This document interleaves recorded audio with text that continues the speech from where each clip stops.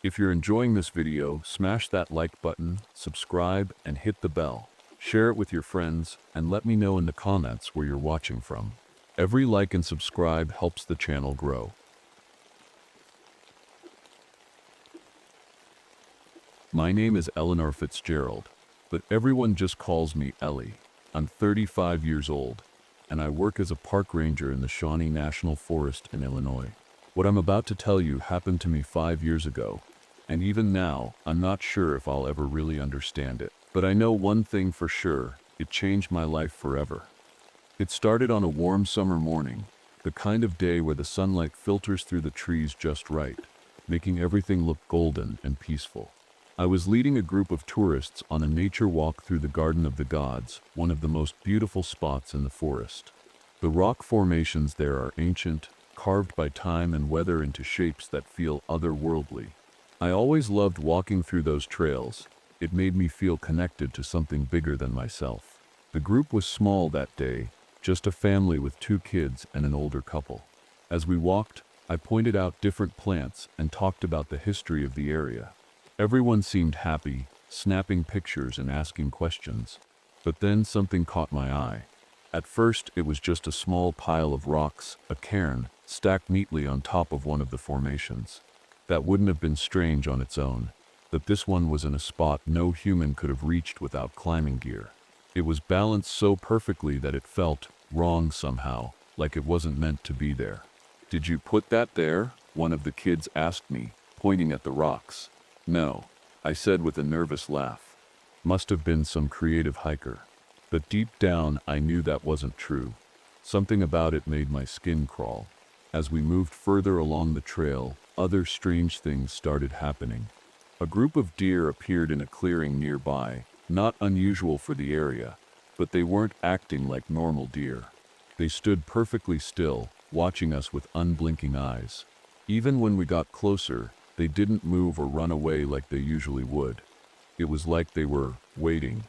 One of the tourists joked about them being forest security, but I couldn't shake the feeling that something was off.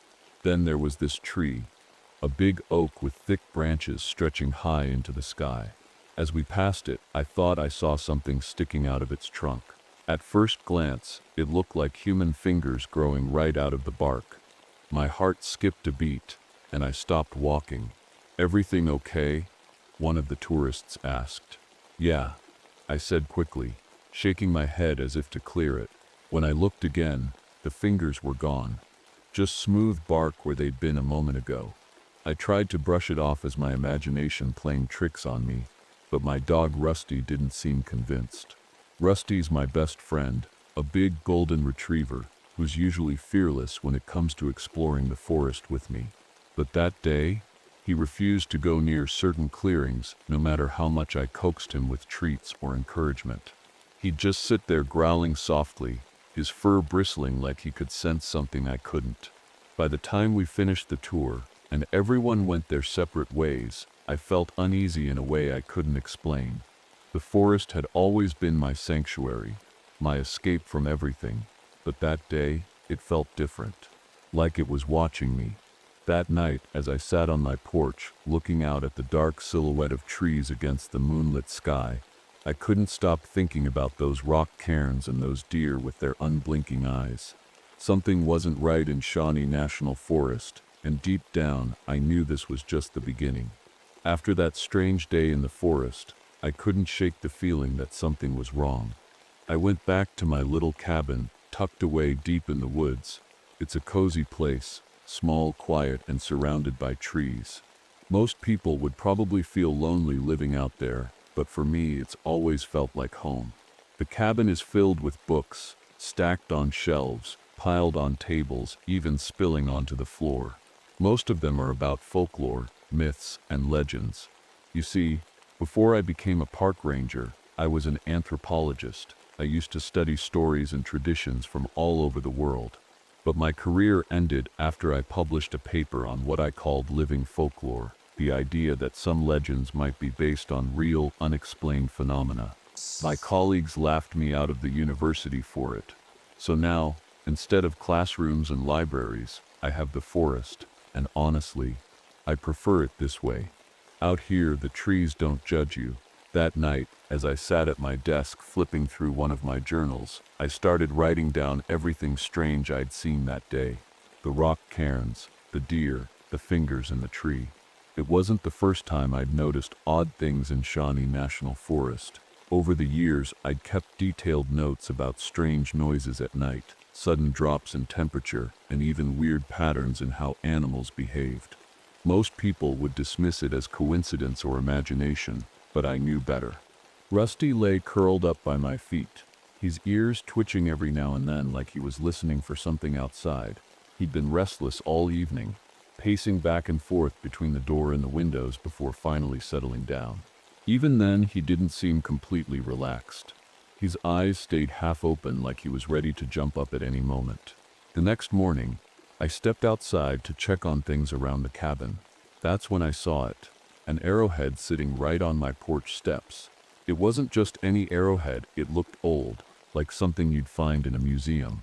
The edges were chipped but sharp enough to cut if you weren't careful. I picked it up and turned it over in my hands. How had it gotten there?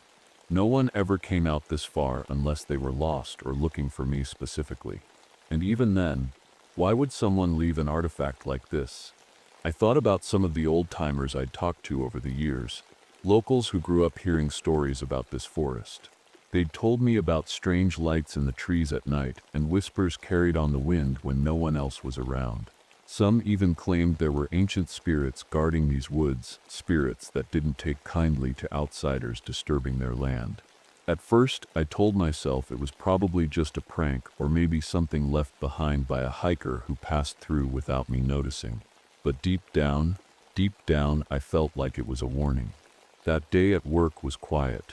I spent most of it patrolling trails and checking campsites for litter or damage from recent storms. Michael Oakes, one of my fellow rangers, stopped by to chat while we were both out near Devil's Backbone Trail.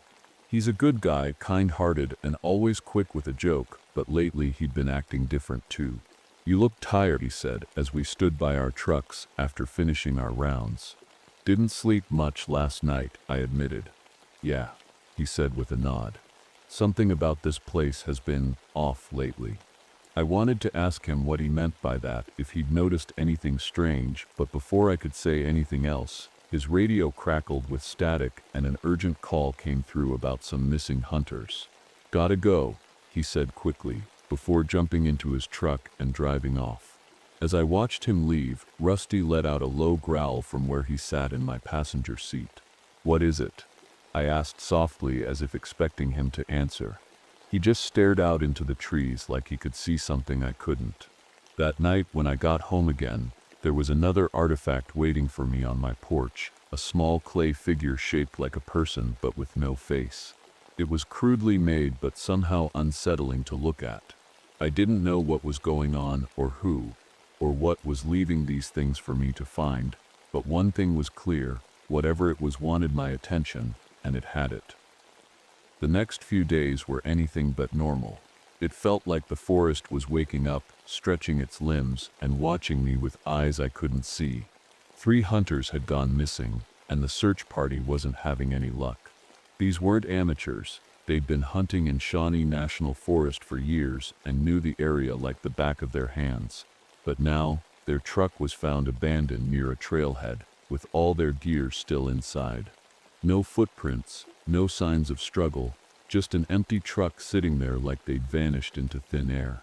I joined the search team one afternoon, hoping to help.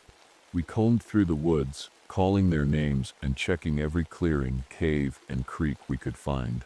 But there was nothing, no clues, no answers.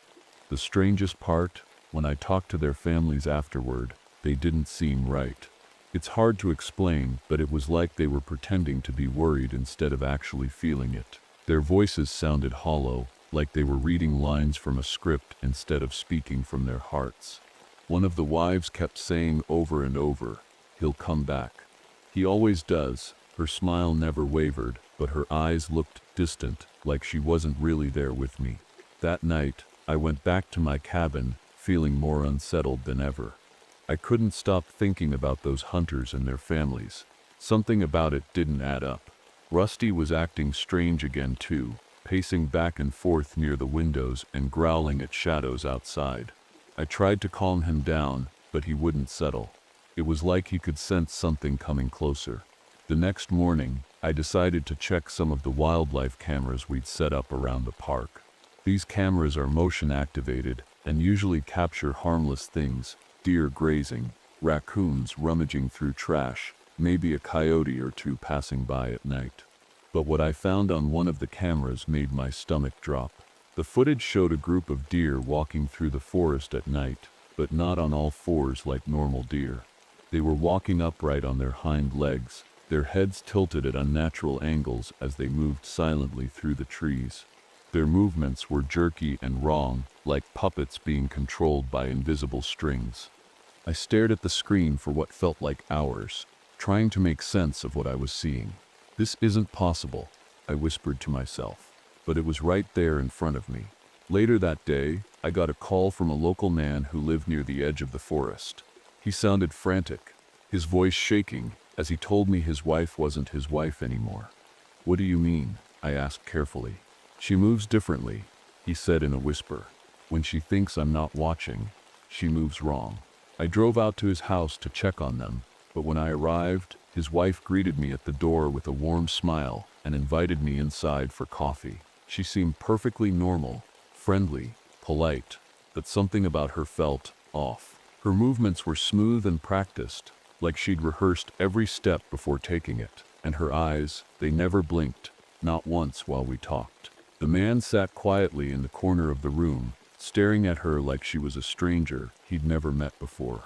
When I left their house that evening, Rusty refused to get out of the truck, even when I called him by name and offered him his favorite treat. That night, I went deeper into the forest than ever before, searching for answers. That's when I found it, a cave hidden behind thick brush that looked untouched by human hands. Inside were ancient paintings on the walls, figures wearing animal skins in what looked like rituals involving fire and blood. One painting showed a person peeling off their own skin, while others watched from a circle around them.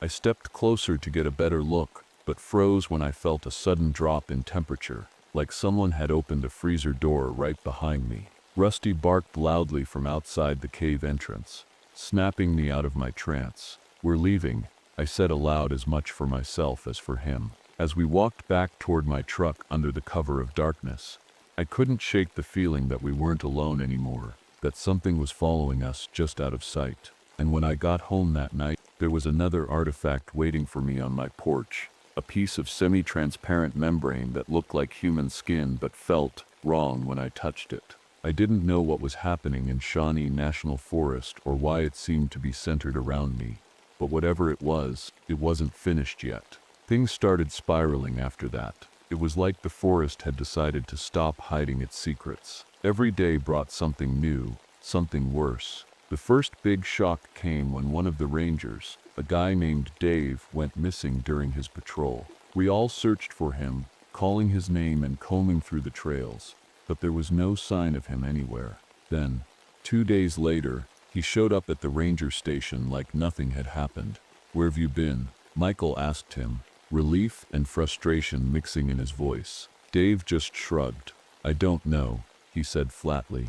"Guess I got turned around." But something about him wasn't right. His movements were stiff, almost robotic, like he was figuring out how to use his body again. And his voice, it sounded hollow, like someone trying to mimic how humans talk but not quite getting it right. Rusty wouldn't go near him. He growled low in his throat every time Dave came close, and his fur bristled like he was ready to attack. I tried to act normal around Dave, but I couldn't stop watching him out of the corner of my eye. The way he walked, the way he smiled, it all felt wrong somehow. That night, I stayed up late going through old records about the park. I found a pattern that made my blood run cold. Every 50 years, people went missing in Shawnee National Forest. Hunters, hikers, even rangers like Dave. The disappearances always happened around the same time of year, and they were never explained. I dug deeper and found newspaper articles from as far back as 1825 talking about strange sightings in the woods, figures that looked human but weren't, animals behaving oddly, and people claiming their loved ones weren't who they said they were anymore.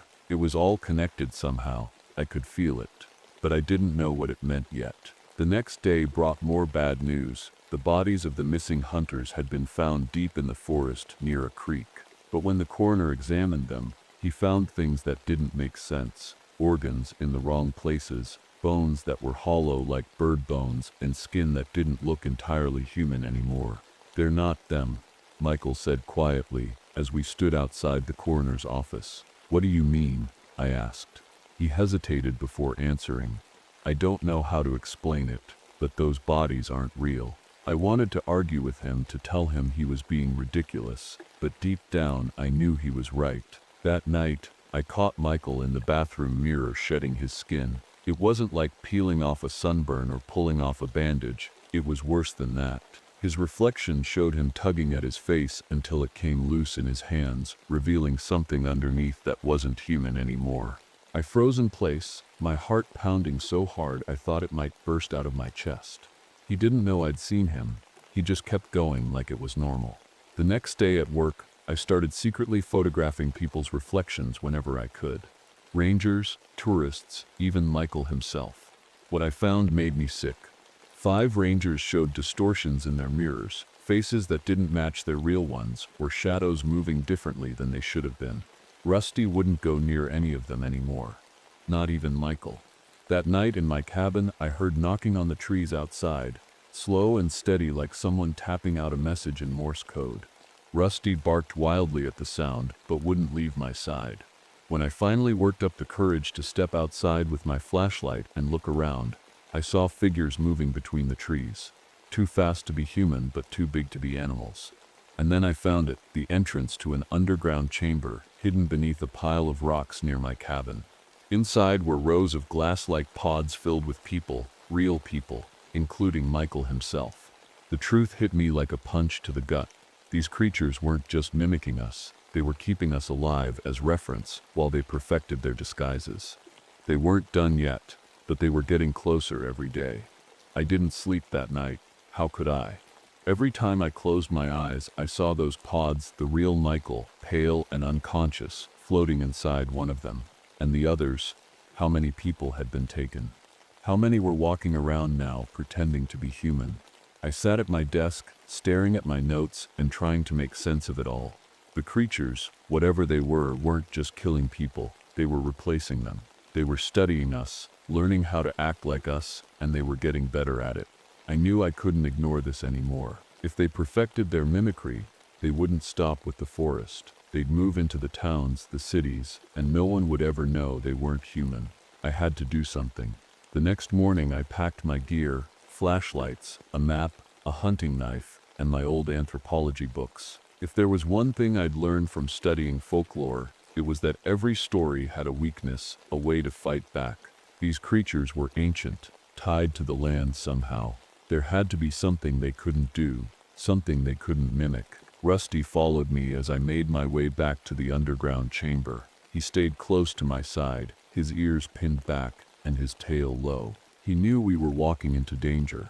When we reached the entrance, I hesitated for a moment, my flashlight trembling in my hand. Then I took a deep breath and stepped inside. The air was cold and damp, and the walls of the chamber seemed to hum faintly, like they were alive. The pods were still there, glowing softly in the dim light. I moved quickly, searching for Michael's pod. When I found him, I pressed my hand against the glass-like surface. His face was peaceful but pale, his chest rising and falling slowly like he was in a deep sleep. "Michael," I whispered, even though I knew he couldn't hear me. I didn't have time to figure out how to free him before I heard movement behind me, soft footsteps echoing through the chamber. I turned around slowly and saw one of them, a skinwalker, standing at the entrance. It looked human at first glance, a ranger uniform, a familiar face, but its eyes gave it away. They weren't quite right, too dark, too empty. It didn't speak, it just stared at me with those hollow eyes. I gripped my knife tightly and backed away toward Michael's pod. "What do you want?" I asked, my voice shaking. It tilted its head slightly, like it was trying to understand me. Then it smiled. A slow, unnatural smile that sent chills down my spine. I remembered what I'd read in the old legends. These creatures couldn't mimic complex emotions, things like love or grief or empathy. They could copy our faces and voices, but they couldn't feel what we felt. That gave me an idea. I took a deep breath and thought about everything that had happened. The hunters who'd gone missing, the families who weren't acting right, Michael shedding his skin in the mirror. And then I thought about what these creatures were planning to do, how many lives they'd already taken, and how many more they would take if no one stopped them.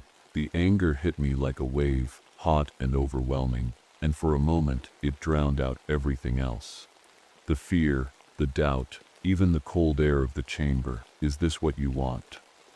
I shouted at the creature. You want to be human? Then feel this. I let myself remember every painful moment of my life. The humiliation of losing my career after being laughed out of academia. The loneliness of living in this cabin with only Rusty for company. The guilt of not noticing sooner that something was wrong in this forest. The creature flinched slightly as if it could feel what I was feeling, or maybe it just didn't know how to process it. That's when Michael's voice echoed through the chamber. Ellie, get out. I spun around and saw him standing there. Not in the pod anymore, but behind me. For a split second, relief washed over me. But then I realized something wasn't right. It wasn't him. Not really. The real Michael was still in the pod behind me. This Michael, the one standing there, was another skinwalker. They were trying to confuse me, to make me doubt myself, but I wasn't falling for it. Rusty growled low in his throat as more of them appeared at the edges of the chamber, silent figures with familiar faces but empty eyes. I didn't have time to think. I acted on instinct. I grabbed one of the old artifacts from my bag, a small wooden carving I'd found on my porch weeks ago, and threw it at the nearest pod's control panel. The glass-like surface cracked instantly with a sharp sound that echoed through the chamber. The creatures let out an ear-piercing screech as if they could feel what was happening, and maybe they could. Michael's pod shattered completely as he fell forward into my arms, cold but alive. Run, he gasped weakly as he tried to stand on his own feet again. Together, with Rusty leading the way, we ran out of that chamber as fast as we could while everything behind us seemed to collapse in on itself. The screeches growing louder until they suddenly stopped completely. We didn't stop running until we reached my truck parked near Devil's Backbone Trail, and even then we didn't look back until we were miles away from Shawnee National Forest altogether. In the end, the Park Service covered everything up. They called it an environmental toxin, causing hallucinations among rangers and tourists alike. That I knew better, so did Michael, the real one. He didn't make it long after that night. Whatever those creatures had done to him left scars that couldn't heal. But before he passed away quietly in his sleep weeks later, he thanked me for saving him, even if only for a little while longer. Now, I live alone near another forest far away from Shawnee. But sometimes late at night, when everything is quiet, I swear, I see something move just beyond where my porch light reaches. And sometimes when I touch glass, my reflection hesitates, just for a second, before matching my movements again.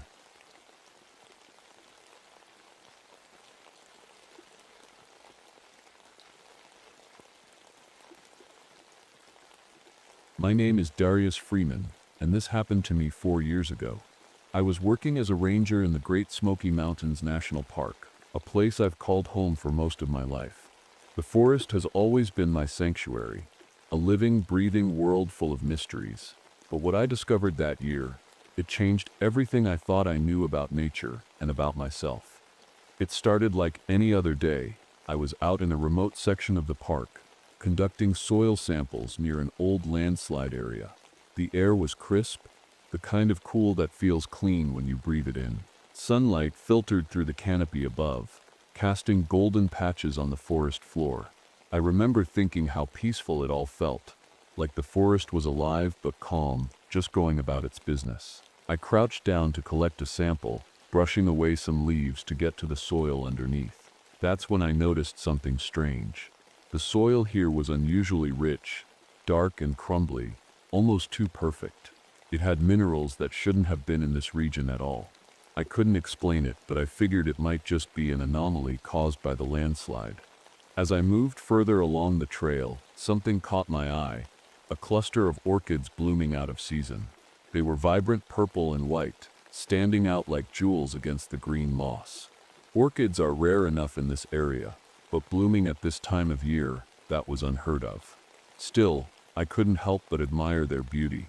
Then I saw something that made me freeze in place. There was a tree nearby with bark that had split open slightly, revealing what looked like a human tooth embedded inside. At first, I thought it was some kind of prank or maybe an animal had carried it there, but as I leaned closer, I realized it wasn't just stuck in the bark, it was growing out of it like part of the tree itself. I stepped back quickly, my heart pounding. The forest suddenly felt different, less peaceful and more watchful, like it knew I was there and didn't want me to be. I shook off the feeling and marked the spot on my map to investigate later. But as I walked back toward my truck, I couldn't stop thinking about that tooth and how unnatural it looked growing from the bark. Something wasn't right here, but at the time, I didn't know just how wrong things were about to get. When I got back to my cabin, I tried to push the strange discovery out of my mind. My cabin was small but cozy, tucked away in the woods where I could hear the wind rustling through the trees at night. It was filled with shelves of plant specimens, jars of soil samples, and stacks of notebooks where I recorded everything I observed about the forest. This was my life, quiet, methodical, and deeply connected to the land. I wasn't always a ranger. Before this, I was a botanist specializing in soil ecology. I spent years studying how plants and soil interact, how they form these intricate systems that keep everything alive. But my career took a turn when I published a paper suggesting that plants might have some form of consciousness, a way of sensing and responding to the world beyond what we understand. Let's just say it didn't go over well in the academic community. People called me crazy, said I was imagining things. So I left that world behind and came here, where I could study nature without anyone breathing down my neck. The isolation suited me, but it came at a cost. My marriage fell apart 5 years ago. My ex-wife couldn't handle how much time I spent in the woods or how obsessed I was with my research. She wanted a life with people, with noise and activity. I wanted the quiet of the trees. We were just too different. Still, I wasn't completely alone. Amber Wilson, a graduate student working on her dissertation, had been shadowing me for a few months. She was bright and curious, always asking questions about the forest and taking notes on everything she saw. She reminded me of myself when I was younger, full of wonder, but not yet weighed down by disappointment. That evening, Amber stopped by to drop off some samples she'd collected earlier in the day. She seemed excited about something. "Darius," she said, as she handed me a jar filled with moss and tiny mushrooms. "Have you ever seen plants grow in perfect circles, like unnaturally perfect?" I looked at her, surprised. "Where did you see that?" "Near Willow Creek," she said. "It's weird, right? The plants there are growing so fast it's like they're on steroids or something." Her words sent a chill down my spine. Willow Creek was close to where I'd found that tooth embedded in the tree bark earlier. I didn't tell her about it. I didn't want to alarm her, but something about this felt connected. After Amber left, I spent hours flipping through old park records and my own journals, looking for anything that might explain what we were seeing. That's when I stumbled across something strange. Reports from decades ago about missing hikers and unusual plant growth patterns in this same area. The records described plants blooming out of season, soil changing composition overnight, and even rumors of people hearing voices coming from the trees. It all seemed too coincidental. As night fell, I tried to focus on other work, but my thoughts kept drifting back to that tooth growing out of the tree bark and Amber's perfect circles of plants near Willow Creek. The forest wasn't just alive. It felt like it was trying to tell me something. I didn't know it yet, but this was only the beginning. The next morning, the park was buzzing with news of a missing hiker. A man named Eric, mid-40s, had gone out for a solo hike 2 days earlier and hadn't returned. His family reported him missing, and the rangers were organizing a search party. I volunteered to help, But deep down, I couldn't shake the feeling that whatever was happening in the forest had something to do with this. We started the search near Willow Creek, where Amber had mentioned the strange plant growth. The area was dense with trees and underbrush, making it hard to navigate. After about an hour of searching, one of the rangers called out that they'd found something. I hurried over and saw Eric's backpack lying on the ground. It looked untouched, almost like it had been carefully placed there. But that wasn't the strangest part. Around the backpack was a perfect circle of flowers, bright yellow blooms that seemed to glow in the sunlight. They were fresh and healthy, even though it was too early in the season for them to grow. The other rangers thought it was odd, but didn't dwell on it. To them, it was just a coincidence. To me, it felt like a message. As we continued searching, I noticed more signs that something wasn't right. Trees with roots that seemed to twist unnaturally toward us. Birds flying away from certain areas as if they were avoiding something dangerous. Even the air felt heavier, like it was pressing down on us. Later that day, we found another clue. A human femur half buried in the soil. It wasn't just lying there. It had roots growing through it, weaving in and out of the bone like they were feeding on it. One of the rangers gagged at the sight, but I couldn't look away. The roots were alive, pulsing slightly as if they were breathing. That night, back at my cabin, Amber came by again. She looked pale and tired. He lodged like hadn't slept. "I've been having these weird dreams," she said quietly. "I keep seeing roots growing through my body, wrapping around my bones." Her words made my skin crawl. I wanted to tell her it was just stress or her imagination playing tricks on her, but I couldn't bring myself to lie. Something was happening to both of us, to everyone who spent too much time near Willow Creek. I decided to dig deeper into the park's history. I found old records from decades ago, stories passed down by the Cherokee people who lived here long before it became a national park.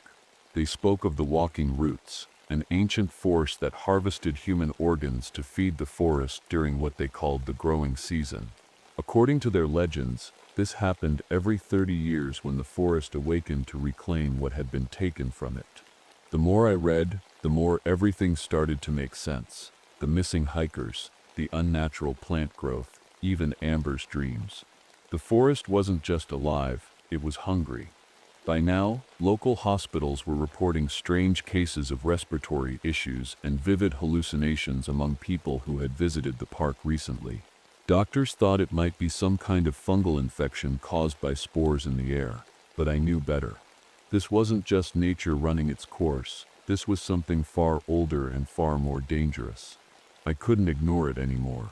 Whatever was happening in this forest wasn't going to stop on its own. A few days after the search for the missing hiker, things started to spiral out of control. The forest felt different, heavier, darker, like it was closing in on us. Even the other rangers were starting to notice. Animals were behaving strangely, avoiding certain areas of the park entirely. Birds wouldn't land in some groves, and even insects seemed to vanish from patches of forest that should have been teeming with life. Then it happened. 2 rangers, Tom and Lisa, were sent to investigate reports of strange lights near Willow Creek one evening. Only Tom came back. He stumbled into the ranger station just before dawn, pale and shaking, his uniform torn and covered in dirt. His eyes were wide and unfocused, and his skin had a faint greenish tint to it. When we tried to ask him what happened, he just kept mumbling. "The roots, they're alive, they're watching." We rushed him to the hospital, but before he left, I noticed something odd. There was a sweet smell coming off him, like flowers or sap. His veins were visible under his skin, but they weren't blue. They looked green. Lisa was never found. That same day, Amber showed up at my cabin looking worse than ever. Her hands were shaking as she handed me her field journal. "Darius," she said, her voice barely above a whisper. "I didn't write these." I flipped through the pages, confused. The handwriting was hers. There was no doubt about that. But the notes were strange. They described things she couldn't have known. Detailed observations about plant growth patterns that matched historical records I'd only just discovered myself. The dates didn't make sense either. Some entries were dated weeks before she even arrived at the park. Amber broke down crying. "I don't remember writing any of this," she said. It's like something's using me." I didn't know how to comfort her because deep down I was starting to feel it too. The forest creeping into my mind, into my body. I'd been having dreams of roots growing under my skin, twisting around my bones just like Amber had described earlier. And every time I woke up I felt more tired, like the forest was draining me. That night, I decided to go back to Willow Creek alone. I couldn't sit around waiting for answers anymore. I had to find out what was happening. The grove was eerily quiet when I arrived. No wind, no animals, just silence. As I moved deeper into the trees, I saw them, people walking backward through the forest in slow, jerky movements. Their heads were tilted at unnatural angles and their arms hung limp at their sides. At first, I thought they might be lost hikers or park visitors who had inhaled too many spores. But then one of them turned toward me. Its face wasn't human anymore. It was covered in bark and moss with hollow eyes that glowed faintly in the dark. Its mouth opened as if to scream, but no sound came out. Instead, its body collapsed into a pile of roots and vines that writhed on the ground before burrowing into the soil. I ran. When I got back to my cabin, Amber was gone. Her research samples were still on my desk, so I grabbed one and looked at it under my microscope. What I saw made my stomach drop. Human DNA intertwined with plant cells in a way that shouldn't have been possible. It wasn't just plants growing faster, it was something new entirely. The spores weren't just infecting people, they were transforming them. The forest wasn't just alive, it was evolving. The next day we found Amber wandering near Willow Creek with no memory of where she'd been or what had happened to her. But there was something off about her. She moved differently, slower and more deliberate, like she was listening to something we couldn't hear. That night, I realized what needed to be done. I didn't sleep that night. Say, How could I? The forest was changing, and I knew it wouldn't stop until it had taken everything. Amber's transformation, the missing hikers, the strange growth patterns, it all pointed to one thing. The forest wasn't just feeding, it was building something, and if I didn't stop it, there'd be no going back. I spent hours studying my notes, trying to find a weakness. That's when I remembered something from my old research. Plants rely on specific soil conditions to thrive: pH levels, mineral content, moisture. If I could disrupt the soil chemistry in the area where this thing seemed strongest, maybe I could stop it from spreading. I packed my gear and headed out before dawn. My destination was an ancient oak tree near Willow Creek, the one Amber had mentioned in her notes. It was massive, towering over everything else in the grove, its roots twisting deep into the earth like veins, but what made it stand out was the face forming in its trunk, a human face with closed eyes and a faint smile that sent chills down my spine. As I approached the oak, the air grew thick with spores. I could feel them in my lungs, making it harder to breathe. My skin tingled as if tiny roots were trying to burrow into me. I pressed forward anyway, determined not to let fear stop me. Then Amber appeared. She stepped out from behind the oak. Her movements slow and deliberate. Her eyes were different now, darker, almost hollow, but she smiled when she saw me. "It's not what you think," she said softly. "It's not evil." I froze. "Amber, what's happening to you?" She tilted her head, her smile widening. "It's evolving. The forest is trying to survive, Darius. It's creating something new, something better." Her words sent a wave of dread through me. "It's killing people," I said firmly. "That's not survival." She shook her head. "It's not killing, it's transforming. We're part of the cycle now." Before I could respond, the ground beneath me shifted. Roots burst through the soil, twisting and writhing like living snakes. They reached for me, wrapping around my legs and pulling me toward the oak. I fought back, using a machete to hack at the roots while trying to reach my backpack. Inside was a container of chemicals designed to alter soil pH, a last-ditch effort to disrupt whatever process was happening here. Amber watched me struggle, her expression calm but distant. "You don't have to fight it," she said softly. "You can be part of this. I'm not letting this happen." I growled. With one final swing of my machete, I broke free from the roots and grabbed the container from my backpack. I opened it and poured the chemicals onto the soil around the oak tree, watching as they seeped into the ground. The reaction was immediate. The roots recoiled violently, thrashing like wounded animals before retreating into the earth. The face on the oak twisted in agony, its features contorting as cracks spread across its bark. Amber screamed, a sound that was both human and something else entirely, as vines erupted from her arms and legs. "I'm sorry," she whispered before collapsing into a pile of roots and moss. The grove began to collapse around me as plants withered and died in rapid succession. The spores in the air dissipated, and for the first time in days I could breathe freely again. But it wasn't over. As I made my way out of Willow Creek, I couldn't shake the feeling that this wasn't a victory. It was only a delay. The forest had been weakened but not destroyed. Whatever force had created this cycle would return eventually. Back at my cabin, I tried to move on with my life, but things were never the same after that day. Every time I looked at my hands or felt an itch on my skin, I wondered if something had taken root inside me.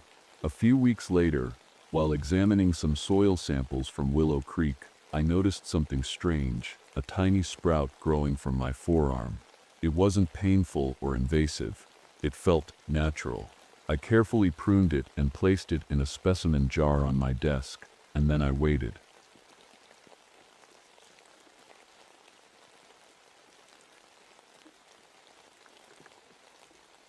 My name is William Nakamura, but most people just call me Bill. I've been a park ranger at Glacier National Park in Montana for over 25 years. This place has been my home, my refuge, and sometimes even my escape. But what happened to me here a few years ago? Well, it changed everything. It's something I'll never forget, no matter how hard I try. It all started during late October. Just as the first snowfall of the season began to blanket the mountains, the air was crisp and the forest smelled clean and fresh, like it always does before winter really settles in. I was out doing routine maintenance on one of the remote weather stations deep in the park. It's a quiet job most of the time, just me, my tools, and the sound of the wind brushing through the trees. That day felt different though. The frost patterns on the rocks caught my attention right away. They weren't random like they usually are. They were perfect geometric shapes, circles, triangles, even spirals. I'd never seen anything like it before. At first, I thought it was just nature showing off one of its tricks, but looking back now, I should have known better. On my way back to my cabin, I ran into a hiker who had wandered off the trail. He looked cold and scared, so I helped him find his way back to safety. I remember warning him about an approaching cold front that was supposed to hit later that night. The forecast said it would be colder than usual for this time of year, nothing too strange for Montana, but still worth keeping an eye on. When I got back to my cabin, everything seemed normal enough. It's a modest little place tucked away in the woods, filled with memories of my late wife Alice. She passed away 2 years ago from cancer, and since then, this cabin has been my sanctuary. Her watercolor paintings of the park hang on every wall. Mountains, rivers, sunsets, all reminders of her love for this land. As the evening rolled in, I stepped outside to admire the snowfall under the moonlight. That's when I noticed something strange near the edge of my property, a fox frozen solid in a block of clear ice. The weird part wasn't just that it was frozen, it was warm enough that day for ice to melt easily. But this ice didn't melt at all. It stayed perfectly intact no matter how long I stared at it. When sunlight hit the ice the next morning, something even stranger happened. Symbols formed on its surface, symbols that looked eerily similar to those frost patterns I'd seen earlier on the rocks. At this point, I couldn't shake the feeling that something unnatural was happening. I tried not to think too much about it as I went about my day. After all, nature has its mysteries, and part of my job is accepting them without question. But deep down, I felt like this wasn't just another mystery. It was something bigger. I've always believed that the wilderness has a way of healing people. It's quiet, predictable, and honest in a way the rest of the world isn't. After Alice passed, I threw myself into my work as a ranger. I figured if I couldn't fix what had happened to her, Maybe I could at least take care of this land we both loved so much. My days were simple. I'd wake up early, make coffee, and spend hours hiking trails, checking weather stations, or logging wildlife activity in my journal. That journal was like my second brain. I'd been keeping it for decades, recording everything from snowfall patterns to bear sightings. Some people might call it boring, but for me, it was comforting. The cabin I lived in was small but cozy. It had a wood stove for heat and shelves lined with Alice's books and paintings. Her favorite was one she did of the northern lights over Lake McDonald. It hung right above the fireplace. Every night before bed, I'd sit by the fire and look at that painting, thinking about her. There weren't many people in my life anymore. Most of my family lived far away, and I wasn't much for socializing. The only person I really talked to was Jesse Thompson, a young ranger I'd been mentoring for the past year. Jesse reminded me a lot of Alice, kind-hearted, curious about everything, and always asking questions about the park's history. She had this energy about her that made me feel like maybe I wasn't so alone after all. But even Jesse couldn't distract me from what had been happening lately. The strange frost patterns, the frozen fox, they kept nagging at me like an itch I couldn't scratch. And then there was the cold front that had rolled in faster than any storm I'd ever seen before. That morning, when I checked the thermometer outside my cabin, it showed a temperature drop of 60 degrees overnight. 60 degrees. That kind of thing just doesn't happen, not here, not anywhere. And it wasn't just the cold that was unusual. The air felt heavier somehow, like it was pressing down on everything around me. The radio wasn't much help either. Every time I tried to call in to the main station, all I got was static, or worse, this weird crackling sound like ice breaking underfoot. When I checked the microphone on my radio equipment, it was covered in tiny ice crystals that shouldn't have been there. Later that day, I got word from another ranger about two backpackers who'd been found frozen solid up near Logan Pass. They were experienced hikers with all the right gear. There was no reason they should have been caught off guard by the cold. But when they were brought back for an autopsy, well, let's just say things got even stranger. The coroner said their bodies hadn't just frozen, they'd turned to ice from the inside out. Their blood vessels were filled with ice crystals, as if something had frozen them alive from within. No one could explain it. That night, as I sat by the fire staring at Alice's painting, I felt a chill run down my spine, not from the cold outside, but from something deeper. Something told me this wasn't just a freak weather event or some strange coincidence. I couldn't help but think back to stories my grandfather used to tell me when I was a kid. Stories about ice spirits that roamed these mountains during harsh winters. He said they were ancient beings tied to the glaciers themselves, protecting them from harm or punishing those who disrespected them. At the time, I thought they were just old folk tales meant to scare kids into behaving. But now I wasn't so sure. The next few days were unlike anything I'd ever experienced in my years as a park ranger. The cold wasn't just cold, it was unnatural. It felt alive, like it was creeping into every corner of the park, watching us. One morning, I woke up to find the windows of my cabin completely frosted over from the inside. The frost wasn't random either. It had formed patterns just like the ones I'd seen on the rocks and the ice around the Fox. Perfect circles, spirals, and shapes that looked almost like writing. It gave me chills, and not just because of the temperature. When I stepped outside, the world was silent. Too silent. Normally, even in winter, you'd hear birds or the rustling of trees in the wind. But now there was nothing, no sound at all. It was like the entire forest was holding its breath. That same day, I got a call from Jessie on the radio. Her voice sounded shaky as she told me about something she'd seen near one of the trails. She said there were strange blue lights moving across one of the glacial fields at night, slowly, like they were searching for something. At first, I thought she might have been imagining things, but then she mentioned something else. Animals were leaving the area in droves. Deer, elk, even bears. They were all heading down to lower elevations, away from the cold. Animals don't do that unless they sense danger. Later that afternoon, I got word about another discovery up near one of the glaciers. A group of researchers had found human remains emerging from the ice, ancient remains that had been buried for centuries. But here's where it gets weird. Parts of the body had turned into ice crystals. Not frozen flesh, actual crystals that sparkled in the sunlight like glass. The researchers couldn't explain it, and honestly, neither could I. That night, I had a dream, or at least I think it was a dream. In it, I was walking through a frozen forest under a pale blue sky. The trees were covered in thick layers of ice that sparkled like diamonds. Everything was beautiful but eerily quiet. As I walked deeper into the forest, I saw a lake ahead of me. Its surface was perfectly smooth and clear like a mirror. I felt drawn to it like something or someone was calling me. But just as I reached the edge of the lake, I woke up in a cold sweat. My hands were trembling, and my breath came out in short gasps.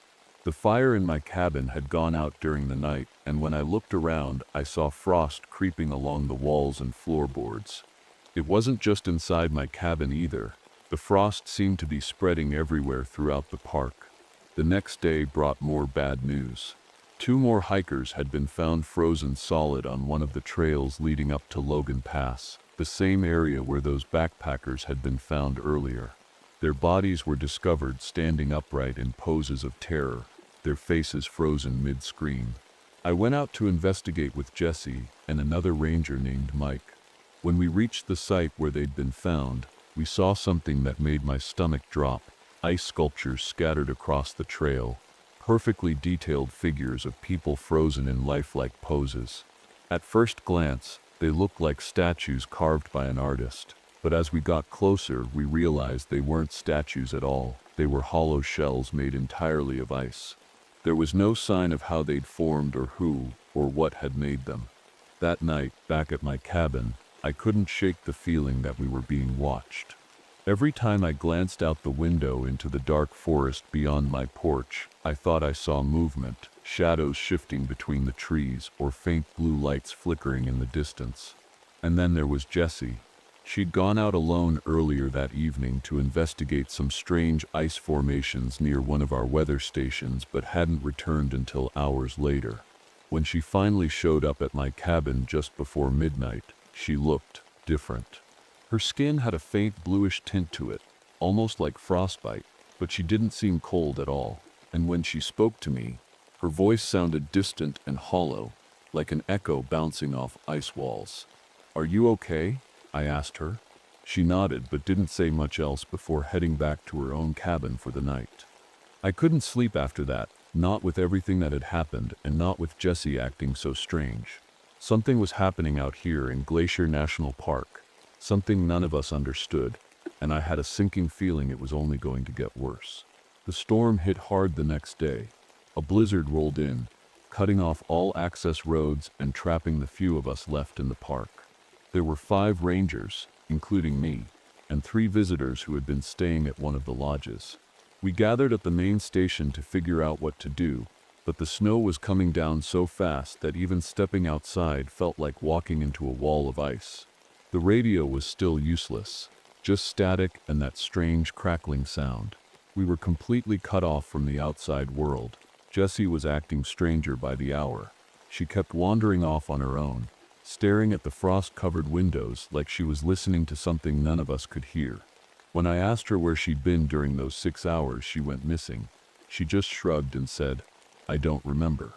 Her skin was even more blue now, and when she breathed, there was no condensation, no fog from her breath like you'd expect in freezing temperatures.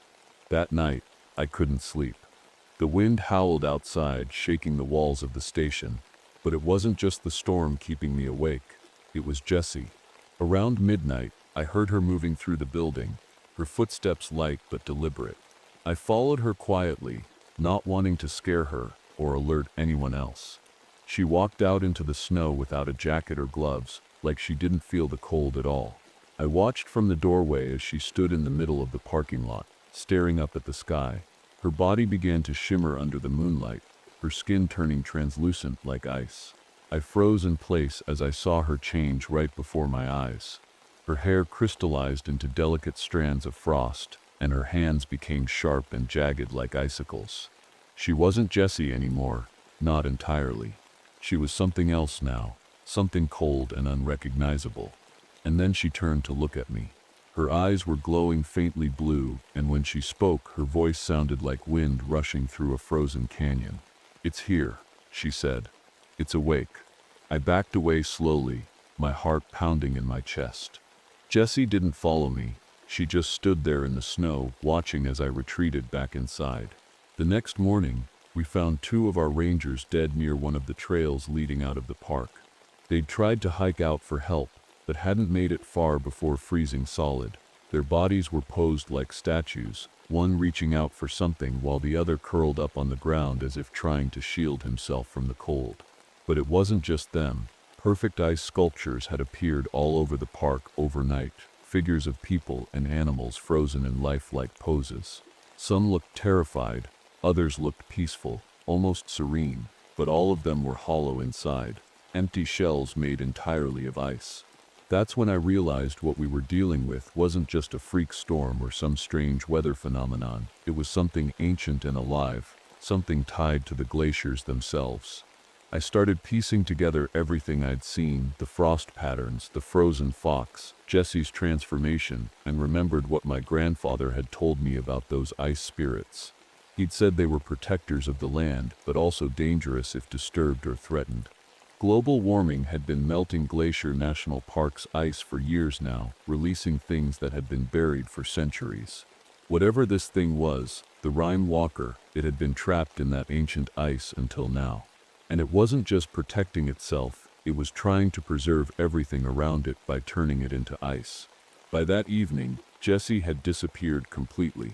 One of our visitors, a young man named Eric, claimed he saw her walking toward an ice cave near one of our research stations before vanishing into thin air.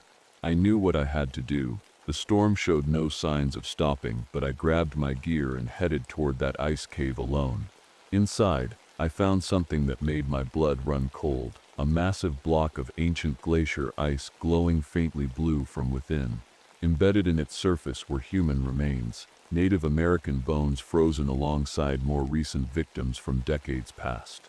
The ice seemed alive somehow. It pulsed faintly like a heartbeat, and when I touched it, images flashed through my mind. People walking into freezing lakes, animals encased in crystal cocoons, Jessie standing motionless as frost overtook her body. And then I saw Alice. Her face appeared within the ice, a perfect likeness frozen in time, and for a moment I thought I heard her voice calling my name. Tears streamed down my face as I realized she was part of this thing now, a collective consciousness made up of everyone who'd ever frozen to death in these mountains. The Rime Walker wasn't evil, not exactly, but it didn't understand life or death the way we do. To it, freezing people wasn't killing them, it was preserving them forever. I knew there was no way to destroy it completely, not with something this ancient and powerful, but maybe I could negotiate with it. The ice cave was colder than anything I'd ever felt before. Every breath I took burned my lungs, and frost clung to my eyelashes and beard. The glowing ice in front of me pulsed faintly, like it was alive. I could feel it watching me, waiting for me to make a move. I stared at the frozen faces embedded in the ice, men, women, even children, and I couldn't stop my eyes from landing on Alice. Her face was so peaceful, like she was asleep. Seeing her there broke something inside me, but it also gave me strength. I pulled out the thermal charges I'd brought with me, the ones we usually used for avalanche control. My plan was simple. If I couldn't destroy this thing completely, maybe I could weaken it enough to stop it from spreading further. As I set the charges around the ice block, I felt the temperature drop even lower. The frost on the walls began to spread faster, creeping toward me like it was alive. The Rime Walker didn't want me to leave. It wanted me to stay, to become part of it. And then I heard its voice. It wasn't a voice like you or I would use. It spoke through the ice itself, forming shapes and patterns that somehow made sense in my mind. It told me what it was, a collective consciousness made up of everyone who had ever frozen to death in these mountains. It wasn't trying to kill, it was trying to preserve what it thought was beautiful and sacred. "You can join us," the voice said, echoing through my head like a whisper carried on the wind. "You can be with her again." For a moment, I hesitated. The idea of being with Alice again, of seeing her smile and hearing her laugh, was almost too tempting to resist. But then I remembered Jesse and Mike and all the others who had already been lost to this thing. If I didn't stop it now, more people would die. "I'm sorry," I said quietly, looking at Alice's frozen face one last time. "I can't." I hit the detonator. The explosion shook the cave, sending shards of ice flying everywhere. The glowing block cracked and splintered, releasing a blast of freezing air that knocked me off my feet. For a moment, I thought I'd done it, that I'd stopped the Rime Walker for good, but then the cold came rushing back. The ice began reforming almost instantly, pulling itself back together piece by piece. The glowing blue light returned, brighter than before, and I realized destroying it wasn't possible, not completely. That's when I remembered what my grandfather had told me about sacred boundaries in nature, places where spirits could be contained if treated with respect. Using everything I knew about Glacier National Park's terrain and history, I started marking boundaries around the cave with spray paint from my pack. "I'll make you a deal," I said aloud, hoping the Rime Walker could hear me. "You stay here inside these boundaries, and no one will disturb you again." The frost stopped spreading as if it were listening. "I'll make sure this land is protected," I continued. "No more melting glaciers, no more destruction, but you have to promise not to hurt anyone else." The ice pulsed faintly in response, and for a moment everything went still. 3 people died that night, Jesse included. But somehow I survived. My hands were badly frostbitten from the cold. I ended up losing several fingers.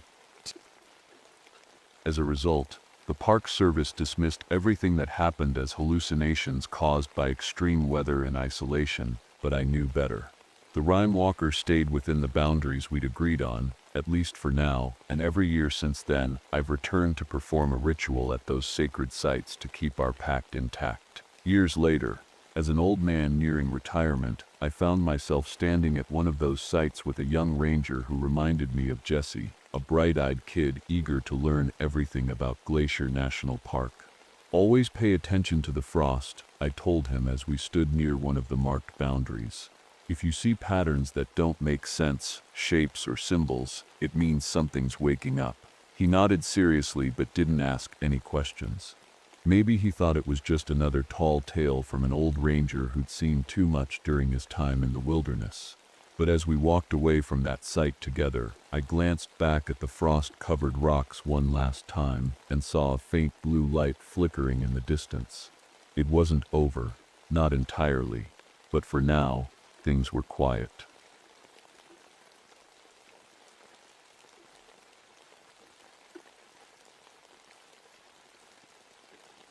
My name is Malcolm Hayes, and this happened to me back in the spring of 1962. I was the head ranger at Blackwater National Forest in Montana, a place I'd called home for almost 10 years. People say the forest is peaceful, but they don't know it like I do. It has secrets, dark ones, and I learned that the hard way. It started like any other day.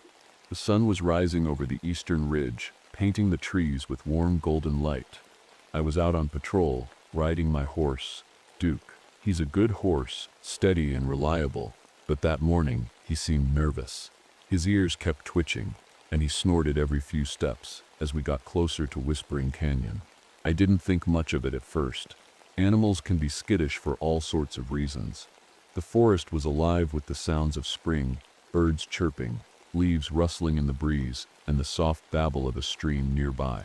I spotted a family of deer drinking from the water, their heads bobbing up and down as they took turns sipping. It was one of those moments that reminded me why I loved this job. Out here, everything felt right. I pulled out my journal to jot down some notes, temperature readings, wildlife sightings, things like that. It's part of my routine, something that keeps me grounded. But just as I was about to close my notebook, Duke froze in his tracks. His muscles tensed, and he let out a low whinny. That's when I saw it, a fox lying on the ground near the stream. It wasn't just dead, it looked wrong. Its body was untouched, no bite marks or signs of struggle, but its throat had been cut cleanly, and its vocal cords gone, removed with surgical precision. I dismounted and crouched down to get a closer look. My stomach turned as I realized how unnatural it was. No predator does this. Not wolves, not bears, not anything I've ever seen in these woods. The air around me felt heavier all of a sudden, like the forest itself was holding its breath. Duke refused to go any closer, so I had to drag him back toward the trail. As we left Whispering Canyon behind us, I couldn't shake the feeling that something was watching me, something hidden among the trees. That was just the beginning. After that strange discovery, I made my way back to the ranger station. It's a small building tucked away in the middle of the forest. Nothing fancy, just a place for us rangers to regroup and handle paperwork. I couldn't stop thinking about the fox. Something about it gnawed at me, but I didn't want to jump to conclusions. Maybe it was just some twisted poacher passing through. At the station, I met up with Paul Winters, our youngest ranger. Paul's only 26, fresh out of college and eager to prove himself. He's got this energy about him, like he's always trying to impress me. "Hey Malcolm," he said with a grin. "Find anything interesting out there today?" I hesitated for a moment. "Just the usual," I replied, not wanting to worry him yet. Paul's a good kid, but he's not ready for the darker side of this job. Loretta Jenkins was sitting at her desk by the radio when I walked in. She's been our operator for years, a motherly type who always has a kind word for everyone. She looked up from her paperwork and gave me that knowing look she always does. "You've got that face again," she said softly. "What face?" I asked. "The one you get when something's bothering you." I didn't answer her right away. Loretta knows me better than most people do. She knows about my time in Korea, about the things I saw over there that still haunt me. She doesn't push me to talk about it, but sometimes she can tell when those memories are creeping back in. Later that night, I sat alone in my cabin. It's a simple place, one room with a bed, a stove, and a small table where I keep my journal. The only personal item I have is a bullet casing from my last kill in the war. It's not something I'm proud of, it's just there. A reminder of who I used to be. I tried to sleep, but the nightmares came again. They always do. Flashes of gunfire and faces of men I couldn't save, and the sound of whispers, soft voices calling my name from somewhere far away. When I woke up, those whispers didn't stop. They were faint but unmistakable, coming from just outside my cabin. I grabbed my flashlight and stepped outside, scanning the trees for any sign of movement. Nothing, just the wind rustling through the leaves and the distant hoot of an owl. But as I turned back toward the cabin, I noticed something strange, a series of pictographs carved into a tree near my porch. They weren't there yesterday. The carvings looked old, Native American symbols that seemed to tell some kind of story. One showed what looked like a man surrounded by tall shadows, another showed an open rib cage with something inside it. My pulse quickened as I traced my fingers over the rough bark. I didn't know what they meant, but deep down I felt like they were some kind of warning. The next few days were strange, to say the least. It felt like the forest was changing, like it was holding its breath, waiting for something to happen. I've worked these woods for years, and I know them better than anyone. But suddenly, they didn't feel familiar anymore. They felt wrong. It started with a group of hikers who came into the station one morning. They looked shaken, pale, like they'd seen a ghost. We heard someone calling our names. One of them said, her voice trembling, from deep in the woods. But there was no one there. Paul tried to reassure them. "Probably just the wind," he said with a smile. "Or maybe another hiker playing tricks." But I wasn't so sure. Later that day, I went out to investigate their claims. As I walked through the forest, I noticed something odd, footprints in the dirt that didn't make sense. They were human-shaped, but had 6 toes, and they didn't lead anywhere. They just circled around and around, like whoever made them had been pacing in one spot. At sunset, something even stranger happened. The forest went completely silent. Not just quiet, but dead silent. No birds chirping, no leaves rustling. Not even the sound of my own footsteps seemed right. It lasted exactly 7 minutes before everything returned to normal. The animals were acting weird too. Deer abandoning their usual grazing spots. Birds migrating months earlier than they should have. Even Duke was on edge, refusing to go near certain parts of the trail. One night, while I was listening to the ranger radio in my cabin, I heard something that made my blood run cold. My own voice coming through the speakers. I hadn't used the radio all day, but there it was, clear as day, saying things I'd never said. "Help me," my voice whispered through the static.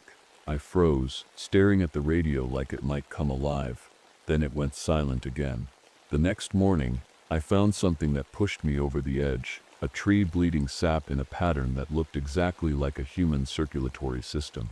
The veins and arteries were perfect, like someone had drawn them with surgical precision. And then there were the coyotes. A pack of them had been found dead near Whispering Canyon, all of them with their vocal cords removed, just like the fox I'd found earlier. I couldn't ignore it anymore. Something was happening in Blackwater Forest, something unnatural, and it wasn't going away. Things took a turn for the worse after that. Whatever was happening in the forest wasn't just strange anymore. It was dangerous, and it was getting closer.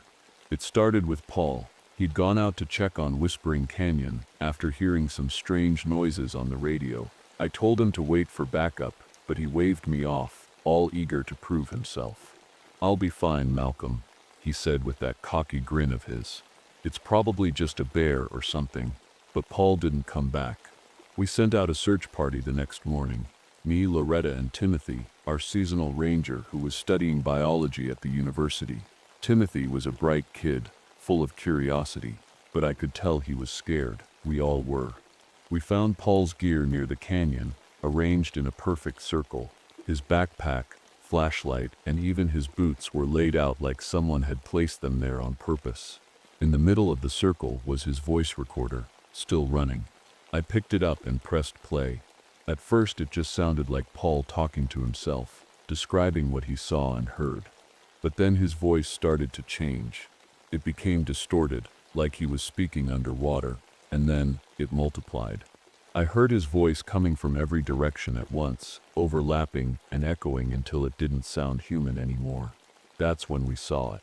A shadow moved between the trees, tall and impossibly thin, with long limbs that seemed to stretch and bend in ways they shouldn't. It was fast, too fast for us to get a clear look. But I knew it wasn't an animal. It wasn't anything natural. We ran back to the station as fast as we could.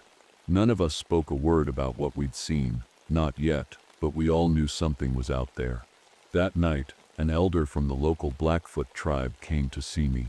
His name was Joseph Two Feathers, and he'd lived near Blackwater Forest his entire life. He told me stories about a creature called the Thief of Voices, something that woke up every 60 years to hunt in these woods. "It mimics what it hears," Joseph said in a low voice. Voice, your memories, even your fears. It takes them and uses them against you." I wanted to dismiss it as just another legend, but deep down, I couldn't shake the feeling that he was right. The next day, we found Paul's body, or what was left of it, near Whispering Canyon. His throat had been transformed into something inhuman. It looked like a second mouth had grown, where his vocal cords used to be. And then we heard it, Paul's voice calling for help from deep in the woods. But it wasn't Paul anymore. The creature had learned his voice, and worse, it knew our ranger protocols now. It started using them against us, calling out fake distress signals to lure us into traps. Timothy fell for one of them. He thought he heard me calling him over the radio and went off on his own to investigate. By the time we realized he was missing, it was too late. We found him hours later, dead, with his throat mutilated just like Paul's. The creature wasn't just hunting us, it was playing with us. After Timothy's death, the station felt like a ghost town. Loretta and I were the only ones left, and neither of us could sleep. Every creak of the floorboards, every gust of wind outside, it all felt like it could be the creature, the Echo Stalker. I spent hours going through my journal, trying to piece together what I knew. It wasn't much. The creature mimicked voices to lure its prey. It seemed drawn to sound, complex sounds like human voices, especially ones filled with emotion, and it was fast, too fast to track in the open. but there had to be a way to stop it. That night, I heard Loretta scream. I grabbed my rifle and ran to her cabin, heart pounding in my chest. When I got there, the door was wide open, and the room was empty. But her voice was everywhere. "Malcolm, help me." It came from the woods, from the radio on her desk, even from behind me. It was like the forest itself was mocking me. I knew it wasn't really her. I knew it was a trap, but I couldn't just leave her out there, not if there was even a chance she was still alive. I followed the sound into the woods, keeping my flashlight low and my rifle ready. The air was cold, colder than it should have been for spring, and every step felt heavier than the last. The forest was so quiet that I could hear my own breathing, shaky and uneven. Then I found it, the cave. It was hidden behind a cluster of rocks near Whispering Canyon, a place I'd never noticed before despite all my years patrolling these woods. Inside, the air smelled like rot and damp earth. My flashlight flickered as I stepped deeper into the darkness. That's when I saw them. Dozens of vocal cords, human, animal, maybe even older than that, were strung up along the walls like some kind of grotesque art gallery. They pulsed faintly, as if they were still alive, and each one seemed to hum with a faint sound. A voice trapped inside it. And in the center of the cave stood Asterisk. Asterisk. The Echo Stalker was even worse, up close, gaunt and pale, with limbs that bent at unnatural angles. Its rib cage opened like a grotesque flower, revealing a second mouth lined with jagged teeth. It didn't move at first, it just stood there, tilting its head as if studying me. Then it spoke in Loretta's voice. "Malcolm," it said softly, "you can't save them." I raised my rifle and fired without hesitation. The shot echoed through the cave, but the creature barely flinched. Instead, it let out a deafening screech that made my ears ring and my vision blur. I dropped to my knees, clutching my head as its voice filled my mind. Dozens of voices all at once, overlapping and screaming. But then I remembered something Joseph had said. Asterisk. The creature is drawn to sound. Asterisk. I reached into my pack and pulled out a white phosphorus grenade, a leftover from my time in Korea that I kept for emergencies. My hands were shaking as I pulled the pin and rolled it toward the creature. The explosion lit up the cave like daylight, filling it with fire and smoke. The Echo Stalker let out an ear-piercing wail as its rib cage snapped shut and its body twisted in agony. When the smoke cleared, it was gone, but not dead. I could feel it retreating deeper into the forest, weakened but still alive. I stumbled out of the cave just as dawn broke over the horizon. My throat felt raw, like I'd been screaming for hours, but no sound came out when I tried to speak. When I got back to the station, Loretta was waiting for me on the porch. She looked shaken but alive. Thank God for that. But when she tried to talk to me, I couldn't respond. My voice, it was gone. The doctors couldn't explain it later on. My vocal cords were intact, but no sound would come out no matter how hard I tried. It was like something had stolen them in that cave. Now, months later, I've retired from being a ranger and moved far away from Blackwater Forest. But sometimes at night, when everything is quiet, I hear whispers coming from nowhere in particular. And sometimes, they sound like me.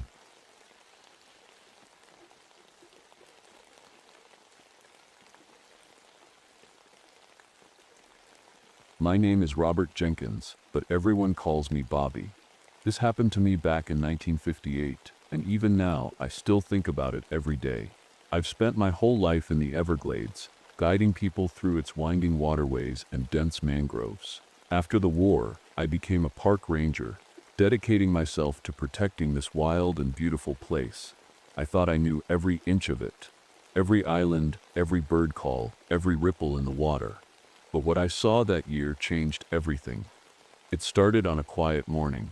The sun was just beginning to rise, painting the sky in soft pinks and oranges. I was out on patrol with Vincent Powell, a new ranger trainee who'd only been working here for a few weeks. He was a city boy, wide-eyed and eager to learn, but you could tell he wasn't used to the swamp yet. The bugs, the heat, the endless mist that seemed to hang over everything like a blanket. We were riding in my airboat, cutting through the misty channels that snaked through the park. The hum of the engine was the only sound besides the occasional splash of water or distant bird calls. I pointed out some rare birds, a roseate spoonbill perched on a low branch, and Vincent scribbled notes in his little notebook like his life depended on it. "Look at that mist," Vincent said suddenly, his voice breaking my train of thought. I glanced up and frowned. The mist wasn't lying low over the water like it usually did. Instead, it was rising in strange vertical columns, almost like ghostly towers stretching toward the sky. It wasn't natural. I'd never seen anything like it before. As we slowed the boat down to take a closer look, something caught my eye in the water ahead. The surface was perfectly still, like glass, but there was something off about it. The reflection didn't match the sky above. It showed swirling blue lights instead of pink and orange clouds. "Do you see that?" I asked Vincent, pointing at the water. He nodded nervously, but didn't say anything. His hand tightened around his notebook as he leaned forward for a better look. I tried to shake off the uneasy feeling creeping up my spine and told myself it was just some trick of light or weather, a weird phenomenon that would pass as quickly as it had appeared. But deep down, I knew better. The Everglades had always been full of mysteries, and this felt like one of them. As we continued deeper into the park, more strange things started happening. Blue lights flickered at the edges of my vision, always there but never quite visible when I turned my head to look directly at them. The water rippled in perfect circles with no apparent source, as if something invisible had disturbed it. At one point, we passed an ancient cypress tree that seemed different somehow. Its bark looked like it had faces forming in it whenever the mist touched it. Vincent noticed it too and snapped a picture with his camera before asking me about it. "Some folks say these trees are haunted," I told him with a shrug. "Others think they're just playing tricks on us when we're tired or distracted." Vincent laughed nervously, but didn't press further.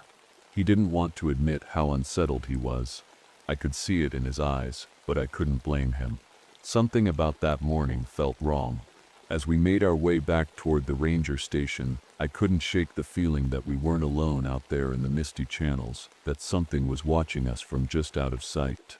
I've lived in the Everglades long enough to know its moods. It can be peaceful one moment, wild the next. That's what I love about it. It's alive in a way most people don't understand. But that morning with Vincent, something about the swamp felt different, like it was holding its breath, waiting for something to happen. My home is a stilt house on a little island tucked far away from the main park. It's quiet out there, just the way I like it. The only sounds are the wind rustling through the mangroves and the occasional splash of an alligator slipping into the water. Inside, I've got shelves lined with old artifacts, arrowheads, carvings, things passed down from my Seminole friends over the years.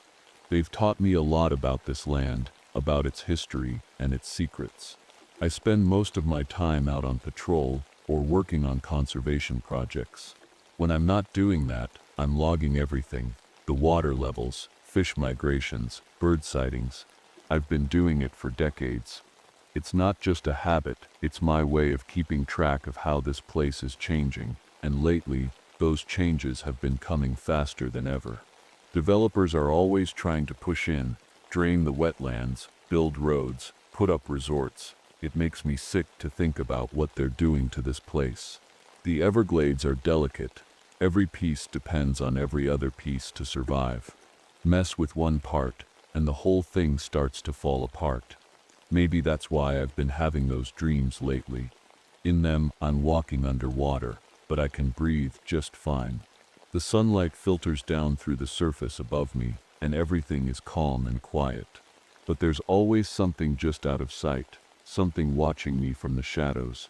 I try not to think too much about those dreams or what they mean, but after that morning with Vincent, the mist columns, the strange lights, I couldn't shake the feeling that they were connected somehow.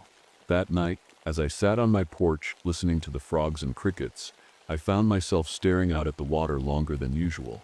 The mist was thicker than normal, curling around the trees like it had a mind of its own. For a moment, I thought I saw one of those blue lights flicker in the distance. I told myself it was nothing, just my imagination running wild after a long day. But deep down, I knew better. The next few days were strange, to say the least. It started with a call about 3 tourists who'd gone missing. They'd been walking on one of the main boardwalk trails, a place so straightforward you'd have to try to get lost. But somehow they just vanished. I was the one who found their camera.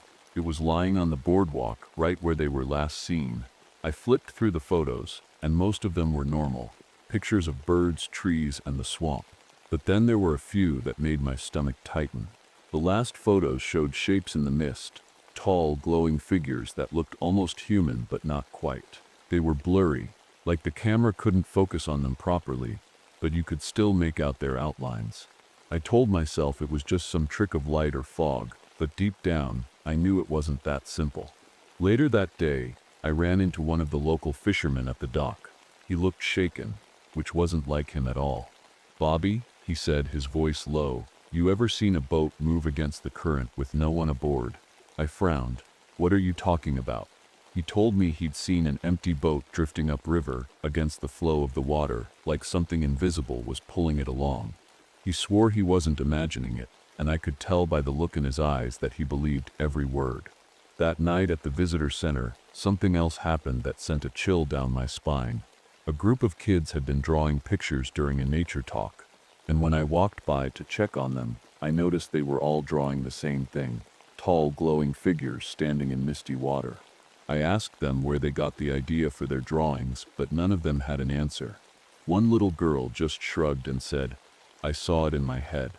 By now I couldn't ignore what was happening. The Everglades had always been full of mysteries, stories passed down by locals about things that couldn't be explained, but this felt different. It felt closer. Things only got worse from there. Vincent started acting strange, not himself at all. One night, I caught him sleepwalking outside his cabin, heading straight for the water like he was in some kind of trance. When I called out to him, he stopped and turned around slowly, but his eyes looked blank, like he wasn't really there. Then there were the animals, or what was left of them. I found dried husks of fish and small mammals scattered along the water's edge. They weren't eaten or torn apart like you'd expect from a predator. They were completely dried out, like something had sucked all the life out of them. The final straw came when I talked to one of my old Seminole friends, a tribal elder named Joseph, who'd lived in these parts longer than anyone else I knew. When I told him about what we'd been seeing, the lights, the mist columns, the strange shapes, his face grew serious. "They're awake again," he said quietly. "Who's awake?" I asked. He hesitated before answering. "The people who live in the breath of the water." I didn't know what he meant at first, but then he told me an old story about beings that lived in the mist, a kind of spirit or creature that could take on human shapes and travel through water and vapor. According to Joseph, they weren't evil exactly, but they weren't friendly either. They fed on human consciousness, on thoughts and memories, and left their victims as empty shells. "They've been sleeping for a long time," Joseph said, "but something must have disturbed them." I thought about all the recent changes in the park, the restoration projects meant to bring back natural water flow after years of mismanagement, and wondered if we'd accidentally woken something up. That night, as I lay in bed listening to the distant hum of frogs and crickets, I couldn't stop thinking about Joseph's words asterisk. The people who live in the breath of the water. And for the first time in years, I felt afraid. The fear I felt that night didn't go away. If anything, it got worse. The next day, Vincent didn't show up for our morning patrol. I figured maybe he'd overslept, but when I went to check on him, his cabin was empty. His bed was made, his boots were gone, and his airboat keys were missing. I spent the whole day searching for him, crisscrossing the swamp in my boat and calling his name until my throat was raw. By evening, I found his airboat drifting in a narrow channel, the engine off, and the gas tank nearly empty. Vincent wasn't on board. When I finally found him almost 24 hours later, he was lying on the ground near the water's edge, completely unresponsive. His eyes were open, staring blankly at the sky, but it was like he wasn't really there. The doctors said he was alive, his heart was beating, his brain was functioning, but he wouldn't wake up. It was as if something had taken him, or taken part of him. I couldn't stop thinking about what Joseph had said. The people in the mist feeding on consciousness. Was that what had happened to Vincent? Had they taken his mind and left his body behind? The next few days were chaos. 2 more rangers went missing after investigating reports of strange lights near one of the deeper channels. When we found their boats, they were empty too, just like Vincent's had been. I started noticing patterns in all of it. The misty shapes, the lights, the disappearances, they all seemed to happen during certain conditions, nights with a full moon and high tides. It wasn't random, there was a rhythm to it, like they were following some kind of natural cycle. The more I thought about it, the more I realized this wasn't new. I dug through old park records and found accounts of strange events going back decades, stories of people vanishing without a trace or being found in catatonic states like Vincent. One report from 1924 described an entire patrol of 6 soldiers disappearing during a training exercise in the swamp. They called it the Lost Patrol, and no one ever figured out what happened to them. I started piecing things together and realized something else. These beings, the ones Joseph had warned me about, they'd been dormant for years.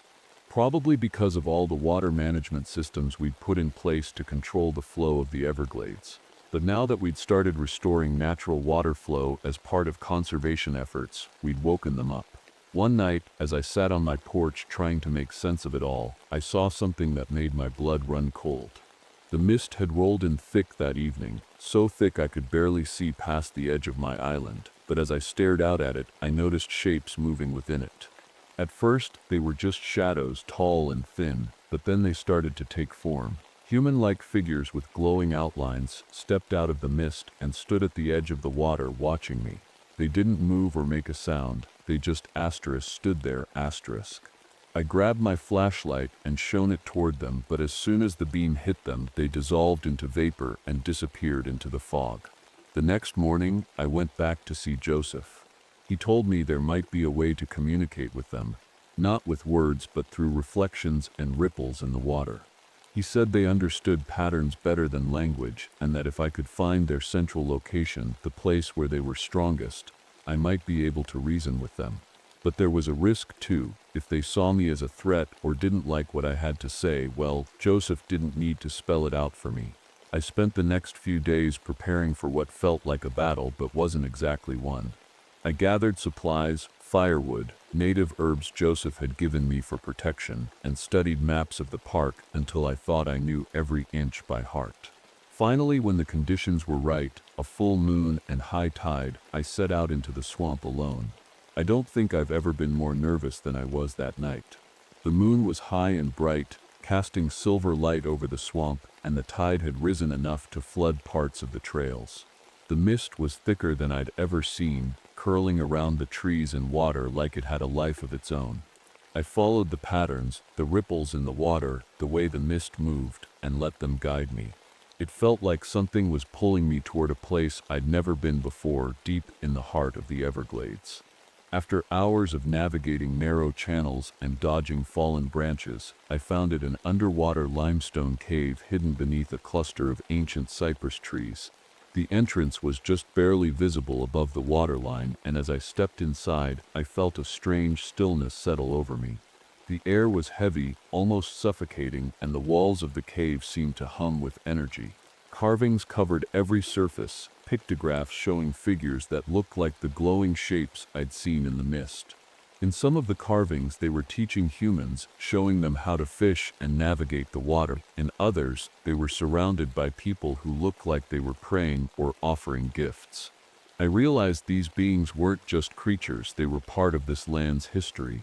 They'd lived here long before us, maybe even before the Seminole or Calusa tribes. And now, after all this time, they were waking up to find their home destroyed, drained, and polluted by human hands. As I stood there staring at the carvings, I felt a presence behind me. When I turned around, they were there. The luminous ones, their glowing forms filled the cave, their outlines shifting like mist caught in a breeze. They didn't speak, but I could feel their intentions, like thoughts pressing into my mind. They weren't angry exactly, but they were desperate. They wanted to survive, to move to undamaged waters where they could exist without interference.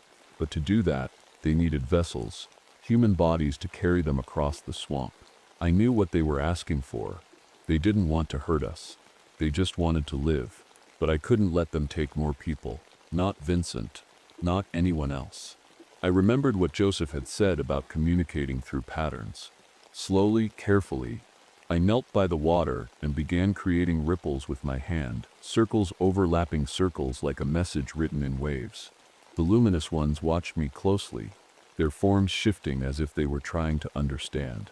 When I added firelight and burned the herbs Joseph had given me, their glow dimmed slightly, like they were retreating. I showed them boundaries, places where they could live undisturbed, and promised to protect those areas from development, if they agreed to leave us alone. For what felt like hours, we stared at each other in silence. Then slowly, one by one, they dissolved into mist and disappeared into the water. When I left that cave, I felt like I'd just survived something impossible, but also something important. The Park Service didn't believe my report about what happened that night. They chalked it up to exhaustion or stress and dismissed it as nonsense. But they did agree to restrict development in certain sensitive ecological areas, which was good enough for me. Vincent never woke up from his catatonic state. He passed away quietly a few months later, and we buried him near his family's home in Miami. As for me, I stayed in the Everglades for years after that night, dedicating myself to protecting its wild places, not just for us, but for them too. Now I'm an old man teaching young rangers how to read the signs, the ripples in the water, the movement of mist, and how to respect this land for what it is alive.